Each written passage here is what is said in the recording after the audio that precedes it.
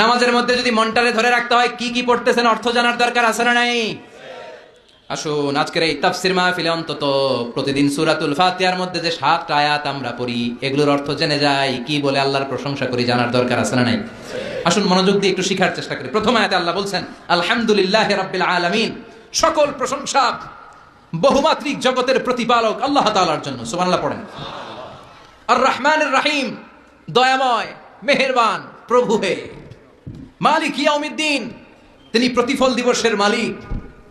ইয়্যাকা না'বুদ ওয়া ইয়্যাকা নাস্তাঈন, আমরা শুধুই আপনার ইবাদত করি, আমরা শুধুই আপনার কাছে সাহায্য চাই।